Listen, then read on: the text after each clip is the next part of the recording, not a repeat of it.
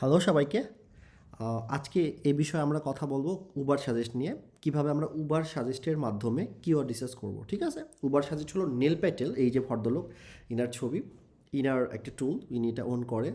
তো এটা খুব রিসেন্ট একটা টুল, এটা খুব বেশি পুরনো না, বাট এটা স্টিল আমার অনেক ফেভারিট টুল, কারণ এর কিছু পজিটিভ সাইড আছে। ওকে, তো চলুন দেখে নিই যে উবার সাজেস্টের মাধ্যমে কিওয়ার্ড রিসার্চ করতে গেলে প্রথমে আমাদের কী কী জিনিস করতে হবে বা রাখতে হবে। ফার্স্ট অফ অল যেটা করতে হবে, পেডের জন্য, মানে পেড, যেহেতু আমরা পেড প্রসেসে কাজ করব, সেক্ষেত্রে আমাদের পেড সাবস্ক্রিপশনটা নিতে হবে। নাম্বার টু যেটা করতে হবে সেটা হলো যে উবার সাজেস্টের কিছু ল্যাকিং আছে, কারণ এটা এখনও সেভাবে ফুলি ডেভেলপ করেনি। তো সেই জন্য যেটা করতে হয় সেটা হলো যে এটা একটা একটা ছোটো বা মাদার কিওয়ার্ড দিলে এটা সেভাবে অপটিমাইজ করতে পারে না, বা সেভাবে আসলে অনেক অসংখ্য কিওয়ার্ডের প্যাটার্ন নিয়ে সামনে আসতে পারে না। এই জন্য একে যেটা করতে হয়, একে অ্যাসিস্ট করতে হয়। আপনি নিজে থেকে কিছু একটা ইনপুট দিলেন, সে ওয়াইজ সে শুধু ডেটা দিতে পারবে। এটা সামনে যখন ডিপ লেভেলে কাজ করবেন তখন আপনারা বিষয়টা বুঝতে পারবেন। অ্যান্ড ফাইনালি যেটা মোস্ট ইম্পর্টেন্ট সেটা হলো উবার সাজেস্টের জন্য এই ডাটা অ্যাকুরেসি অনেক ভালো। আমি যতগুলো টুল ইউজ করছি তার মধ্যে সব থেকে বেশি ডাটা অ্যাকুরেসি আমার কাছে মনে হচ্ছে উবার সাজেস্ট।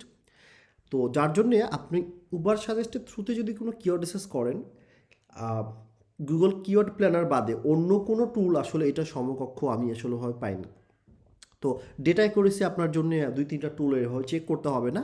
সো আপনি একটা ভালো ডেটা অ্যাকুরেসি পাবেন, ঠিক আছে? আর সতর্কতা, ওই যে আগেই বলছি, কিওয়ার্ড ডাটাবেস অন্য টুলদের থেকে অনেক কম, তাই সিড কিওয়ার্ড বেশি বের করে নিলে সুবিধা, ঠিক আছে? তো চলুন আমরা প্র্যাকটিক্যাল আসলে দেখি কীভাবে এটা কাজ করে। তো আমি Uber suggest premium already log in করে নিয়েছি, এবং এখান থেকে আমি আগেই বলছি যে আমি কী করতে হবে, আমাকে অবশ্যই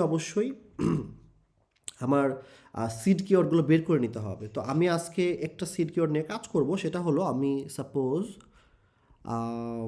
এখান থেকে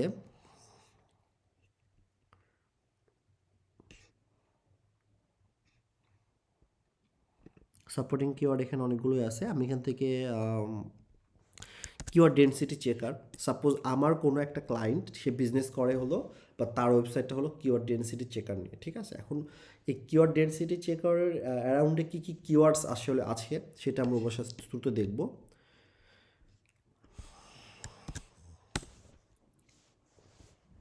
ওকে, উবার সাজেস্টের ডেটা অনুযায়ী এটার সার্চ ভলিউম হলো 880, এবং এটার ডিফিকাল্টি, এসিও ডিফিকাল্টির কথা, এই কিওয়ার্ডটা র্যাঙ্ক করতে কীরকম ডিফিকাল্ট হবে সেটার মাত্রা হলো 44, এবং কস্ট পার ক্লিক একতে এই কিওয়ার্ডের জন্য যদি আপনার ক্লায়েন্ট পেড অ্যাড করে, ঠিক আছে, তাকে তাকে সেজন্য $9 করে পে করতে হবে, যেটা আমি অলরেডি কথা বলছি, যে বিষয়ে কথা বলছি আর কি। তো এখানে আমরা যেটা পাবো সেটা হলো যে আমরা যদি একটু নিচে স্ক্রল করি, আমরা এখানে ভিউ অল কিওয়ার্ড আইডিয়াসে যদি আমরা দিই, তাহলে আমরা রিলেটেড আরও অসংখ্য